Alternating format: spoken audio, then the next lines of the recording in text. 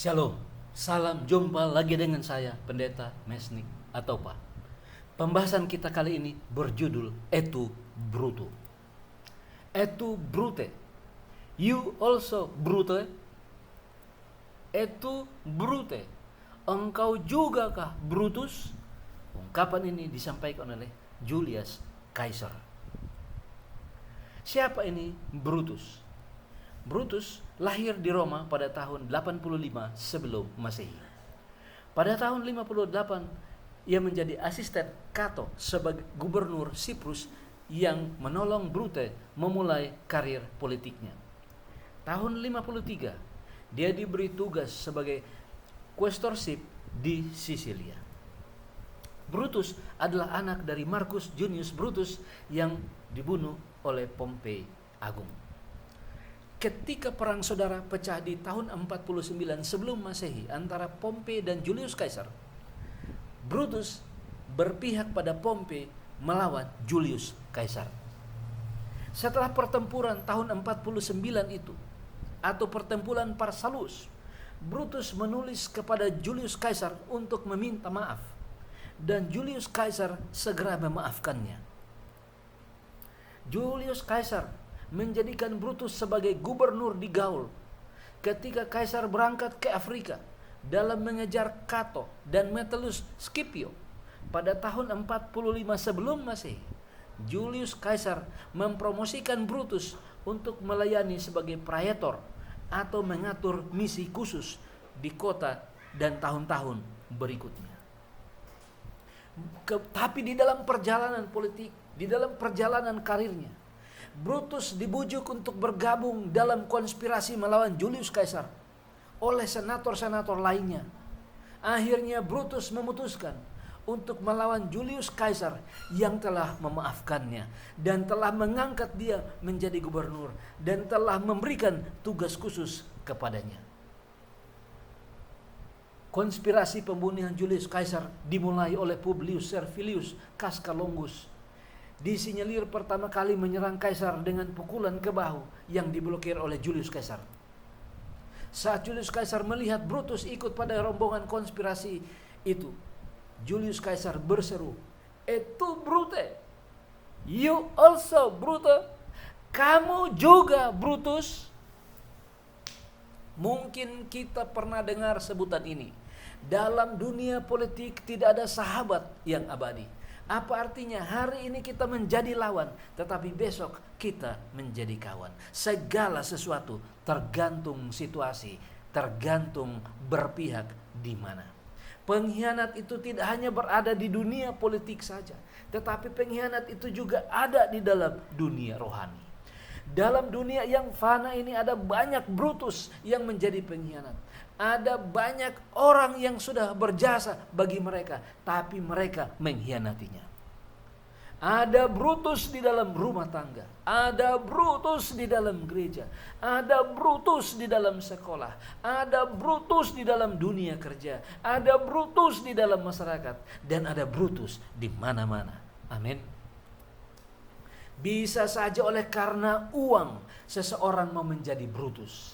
Bisa saja oleh karena jabatan seseorang mau menjadi Brutus. Bisa saja oleh karena hal-hal yang lain, hal-hal lahiriah, maka lahirlah Brutus-Brutus, lahirlah pengkhianat itu. Adakah catatan dalam Alkitab tentang para Brutus, tentang para pengkhianat? Mari kita buka Alkitab kita untuk mengenal siapakah pengkhianat di dalam Alkitab, siapakah Brutus di dalam Alkitab. Pengkhianat yang pertama, buku Matius pasal 26 ayat 14-15 mencatat, kemudian pergilah seorang dari ke-12 murid itu yang bernama Yudas Iskariot kepada imam-imam kepala. Ia berkata, "Apa yang hendak kamu berikan kepadaku supaya aku menyerahkan dia kepadamu?" Mereka membayar 30 uang perak kepadanya. Orang-orang Farisi, orang-orang Yahudi sudah gregetan untuk menangkap Yesus. Mereka tidak memiliki jalan, mereka tidak memiliki kesempatan. Tiba-tiba datang Yudas menawarkannya. Ini seperti durian runtuh, ini seperti mimpi di siang bolong.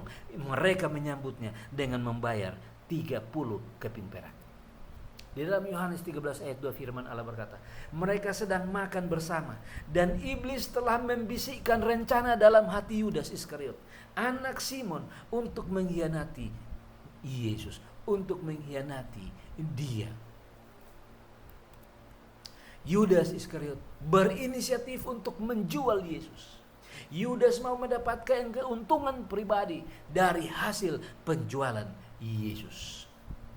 Saudara masih ingat waktu Yudas melihat Maria meminyaki kaki Yesus, ia berkata di dalam Matius 26 ayat 8. Melihat itu murid-murid gusar dan berkata, untuk apa pemborosan ini?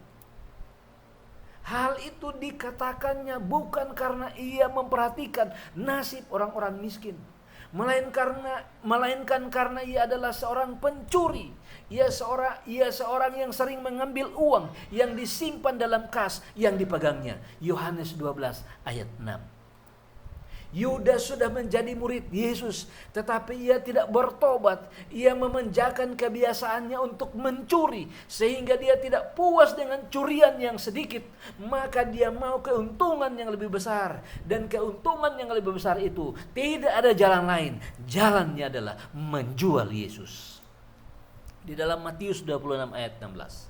Dan mulai saat itu ia mencari kesempatan yang baik untuk menyerahkan Yesus. Akhirnya kesempatan itu datang pada malam perjamuan di ruang atas. Yudas menjalankan niatnya. Di dalam Matius 25 ayat 21 firman Allah berkata, dan ketika mereka sedang makan, Yesus berkata, aku berkata kepadamu, sesungguhnya seorang di antara kamu akan menyerahkan aku. Ayat 31. Maka berkatalah Yesus kepada mereka, malam ini kamu semua akan tergoncang imanmu karena aku. Sebab ada tertulis, aku akan membunuh gembala dan kawanan domba itu akan tercerai berai. Matius 26 ayat 25. Yudas kemudian maju. Yudas yang hendak menyerahkan Yesus itu maju dan berkata, bukan aku ya Rabi. Kata Yesus kepadanya, engkau telah mengatakannya. Dia maju untuk mengatakan bahwa bukan dia, sehingga murid-muridnya tidak menganggap bahwa dialah pengkhianat itu. Orang tidak tahu kalau dia adalah pengkhianat, karena dia sendiri bertanya kepada Yesus. Tapi Yesus katakan kepadanya, engkau telah mengatakannya. Engkau adalah pengkhianat. Engkau adalah Brutus di dalam kelompok ini. Di dalam buku Mazmur 55 ayat 21, bahasa Indonesia dalam ayat 22, firman Allah berkata, mulutnya lebih licin dari mentega, tetapi ia berniat menyerang. Perkataannya lebih lembut dari minyak, tetapi semuanya adalah pedang terhunus. Di dalam Matius 26 ayat 48-49, orang yang menyerahkan dia, Yudas, telah memberitahukan tanda ini kepada mereka. Orang yang akan kucium itulah dia, tangkaplah dia. Dan segera ia maju mendapatkan Yesus dan berkata, salam Rabi, lalu mencium dia. Mulut Yudas licin bagaikan mentega, lembut bagaikan minyak, namun bagaikan pedang yang terhunus. You also, Judas. Yudas, kamu juga pengkhianat yang kedua. Sementara Yesus diadili, sementara Yesus diludahi, sementara Yesus dipukuli oleh orang-orang Farisi dan para imam di ruang sidang. Sementara itu Petrus duduk di luar dan di halaman.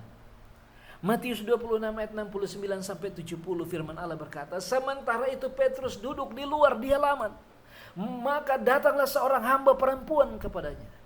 Katanya, engkau juga selalu bersama-sama dengan Yesus, orang Galilea itu. Tetapi ia menyangkal. Di depan semua orang katanya, aku tidak tahu apa yang engkau maksudkan. Beberapa saat yang lalu, pedangnya menjatuhkan telinga dari budak imam besar itu. Ia maju sebagai pahlawan. Sebelumnya dia mau memberikan nyawanya menggantikan Yesus. Tetapi di hadapan seorang perempuan, dia menolak mengenal Yesus. Di dalam ayat 71-72, ketika ia pergi ke pintu gerbang, seorang hamba lain melihat dia dan berkata kepada orang-orang yang ada di situ, orang ini bersama-sama dengan Yesus, orang Nazaret itu. Dan ia menyangkalnya pula dengan bersumpah, aku tidak kenal orang itu. Tahap yang pertama ia mengatakan, aku tidak tahu apa yang engkau katakan. Tapi ketika yang kedua ini, dia bukan hanya mengatakan itu, dia tambah lagi dengan untuk meyakinkan orang. Ia bersumpah bahwa ia tidak mengenal siapa Yesus. Di dalam Matius 26:73-74, tidak lama kemudian orang yang ada di situ datang kepada Petrus dan berkata, pasti engkau juga salah seorang dari mereka. Itu nyata dari bahasamu. Maka mulailah Petrus mengutuk dan bersumpah, aku tidak mengenal orang itu. Dan pada saat itulah ayam berkokok.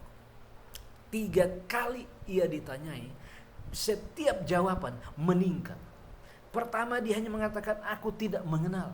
Yang kedua dia tambah dengan bersumpah dan aku tidak mengenal.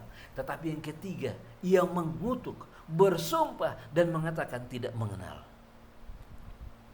Mata Petrus dan mata Yesus ketemu di dalam tatapan. Petrus menangis karena ia telah menjadi pengkhianat.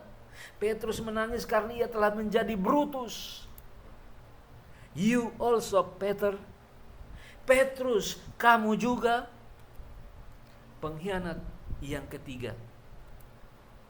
Di dalam 1 Tesalonika 4 ayat 8, firman Allah berkata, karena itu siapa yang menolak ini, bukanlah menolak manusia, melainkan menolak Allah yang telah memberikan juga rohnya yang kudus kepada kamu. Ketika kita menolak Yesus, ketika kita menolak Roh Kudus, berarti kita sedang menjadi pengkhianat. Kita sedang menjadi Brutus. 1 Timotius 1 ayat 19, beberapa orang yang telah menolak hati nuraninya yang murni, dan karena itu kandaslah iman mereka. Ketika iman kita gugur, tidak lagi beriman kepada Yesus Kristus, padahal sebelumnya kita mengaku dia sebagai Tuhan, maka pada saat itulah kita menjadi pengkhianat. Pada saat itulah kita menjadi Brutus. Kisah Para Rasul 3 ayat 14, tetapi kamu telah menolak orang yang kudus dan benar, serta menghendaki seorang pembunuh sebagai hadiahmu. Banyak kali kita menukar Yesus dengan hal-hal yang tidak penting. Seperti orang-orang Farisi menukar Yesus dengan Barabas. Barabas seorang pencuri. Mereka lebih senang pencuri daripada orang yang berbuat baik. Mereka lebih suka mengkhianat, lebih suka menjadi Brutus daripada menjadi orang baik. Pelajaran penting dari pengalaman Yudas. Di dalam Roma 6 ayat 8, karena keinginan daging adalah maut, tetapi keinginan roh adalah hidup dan damai sejahtera. Sudah begitu lama Yudas hidup bersama dengan Yesus, tetapi yang dimanjakan adalah keinginan daging. Keinginan daging yang membawa dia kepada kematian kekal. Galatia 5 ayat 17, sebab keinginan daging berlawanan dengan keinginan roh, dan keinginan roh berlawanan dengan keinginan daging. Karena keduanya bertentangan, sehingga kamu setiap kali ingin tidak melakukan apa yang kamu kehendaki. Yudas mau melakukan apa yang bertentangan dengan keinginan roh. 1 Petrus 2 ayat 11, saudara-saudaraku yang kekasih, aku menasihati kamu supaya sebagai pendatang dan perantau, kamu menjauhkan diri dari keinginan-keinginan daging yang berjuang melawan jiwamu. Saudara-saudara, di dunia ini kita adalah musafir, di dunia ini kita adalah perantau. Oleh karena itu jangan membiarkan keinginan-keinginan daging kita melawan kita dan menuntun kita kepada kebinasaan. Pelajaran penting dari kehidupan Petrus. Di dalam 2 Korintus 7 ayat 9, firman Allah berkata, namun sekarang aku bersuka cita, bukan karena kamu telah berduka cita, melainkan karena duka citamu membuat kamu bertobat. Sebab duka citamu itu adalah menurut kehendak Allah, sehingga kamu sedikit pun tidak dirugikan oleh karena kami. Ketika mata Yesus dan mata Petrus bertatapan, Maka duka cita yang besar yang dialami oleh Petrus, itu sebabnya duka cita ini menuntun dia kepada pertobatan. Sehingga setelah ia insaf, setelah ia bertobat, ia menulis surat kepada para penatua, ia mengatakan, janganlah kamu melayani karena terpaksa, tapi melayani karena mencintai Yesus, melayani karena sudah bertobat, melayani karena sudah insaf. 2 Timotius 2 ayat 25. Dan dengan lemah lembut dapat menuntun orang yang suka melawan. Sebab mungkin Tuhan memberikan kesempatan kepada mereka untuk bertobat dan memimpin mereka sehingga mereka mengenal kebenaran. Kristus memandang Petrus dengan kelembutan yang luar biasa. Itu sebabnya dituntun untuk kembali kepada jalan yang benar. Dan dia datang kembali kepada Yesus. Di dalam 1 Yohanes 2 ayat 16, sebab semua yang ada di dalam dunia, yaitu keinginan daging dan keinginan mata, serta keangkuhan hidup, bukanlah berasal dari Bapa, melainkan dari dunia ini. Memang kita tinggal di dalam dunia ini, tapi kita tidak boleh serupa dengan dunia ini, karena asal kita bukan dari dunia ini. Kita hanyalah perantau di dunia ini. 1 Petrus 2 ayat 1, karena itu buanglah segala kejahatan, segala tipu muslihat, dan segala macam kemunafikan, dan kedengkian, dan fitnah. Lukas 19 ayat 10, sebab anak manusia datang untuk mencari dan menyelamatkan yang hilang. Saudara-saudara, ketika kita sudah menjadi seperti Brutus, kita sudah mengkhianat beberapa waktu yang lalu, hari ini adalah kesempatan kedua diberikan oleh Tuhan kepada kita. Yesus datang untuk mencari para pengkhianat. Yesus datang untuk mencari Brutus di rumah tangga, Brutus di masyarakat, Brutus di gereja, Brutus di dunia kerja. Tuhan sedang memanggil Anda, Tuhan sedang memanggil saya.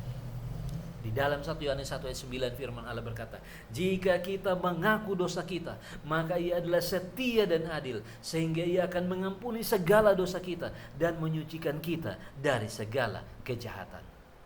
Perbedaan Yudas dan Petrus pada peristiwa penyaliban Yesus. Yudas tidak mengakui kesalahannya. Ada banyak orang tidak mau mengakui kesalahannya. Petrus mengakui kesalahannya. Yesaya 1 ayat 18, firman Allah berkata, marilah, baiklah kita berperkara, firman Tuhan. Sekalipun dosamu merah seperti kermisi, akan menjadi putih seperti salju. Sekalipun berwarna merah seperti kain kesumba, akan menjadi putih seperti bulu domba. Saudara-saudara pendengar dimanapun saudara berada, tidak ada manusia yang tidak bersalah. Tidak ada manusia yang tidak berdosa. Tapi sadarilah kesalahanmu, sadarilah dosamu, dan datanglah kepada Yesus. Maka Ia akan mengampunimu, memberikan kesempatan kepadamu untuk memperbaiki hidupmu oleh bantuan Roh Kudus. Maka engkau akan hidup baru di dalam Yesus. Di dalam Ibrani 3 ayat 15. Tetapi apabila pernah dikatakan, pada hari ini jika kamu mendengar suaranya, janganlah keraskan hatimu seperti dalam kegemaran. Jangan keraskan hatimu. Kalau hari ini Anda mendengar, jangan keraskan hatimu. Mari kita berdoa. Bapa di sorga, kami hidup di dunia, tapi kami tidak mau memiliki keinginan seperti di dunia. Kami hidup di tengah-tengah orang yang suka mengkhianat, tapi kami tidak mau menjadi pengkhianat. Kami memang orang berdosa. Itu sebabnya kami datang kepadamu untuk mengakui segala dosa dan kesalahan kami, sehingga kami boleh mendapatkan pengampunan dan kehidupan yang kekal. Berkati semua yang mendengar, supaya mereka hari demi hari diangkat lebih dekat dengan Tuhan.